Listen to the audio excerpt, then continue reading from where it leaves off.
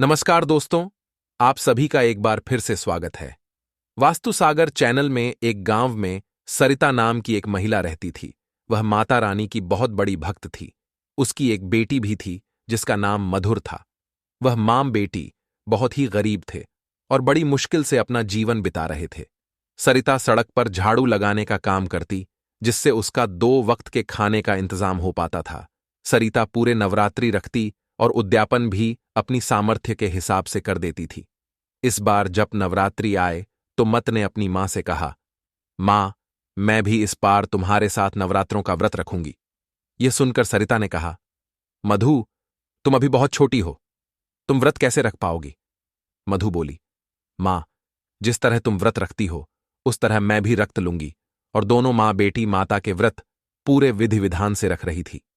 एक दिन वो दोनों पूजा की थाली लेकर मंदिर कई शब्द दोनों मंदिर पहुंची तो पुजारी ने उन्हें मंदिर के अंदर घुसने नहीं दिया। किंतु भी मधु ने चुपके से माता के चरणों में एक फूल चढ़ा दिया और फिर दोनों वहां से चली गई।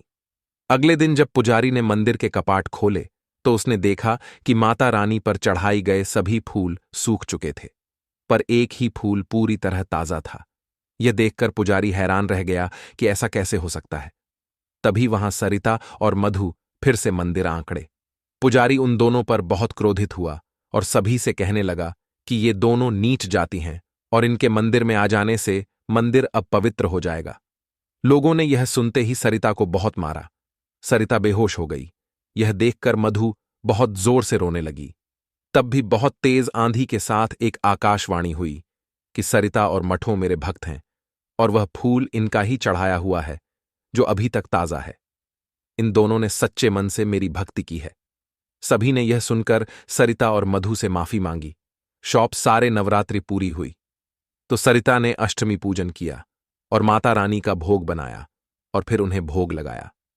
जैसे ही भोग लगाकर दोनों व्रत खोलने बैठी, वैसे ही बाहर से एक आवाज आई, बेटी, मुझे बहुत भूख लगी है, कुछ खाने को दे दो, 2 दिन से कुछ नहीं खाया। आवाज सुनते ही सरिता ने बाहर आकर देखा तो बाहर एक बूढ़ी औरत खड़ी थी।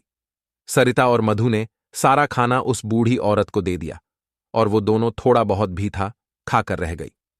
जब बूढ़ी औरत जाने लगी तो वह एक पोटली सरिता को दी गई और बोली, इसको मंदिर में रख लेना और विजयदशमी वाली दिन ही इसको खोलना। ऐसा कहकर वो चली गई।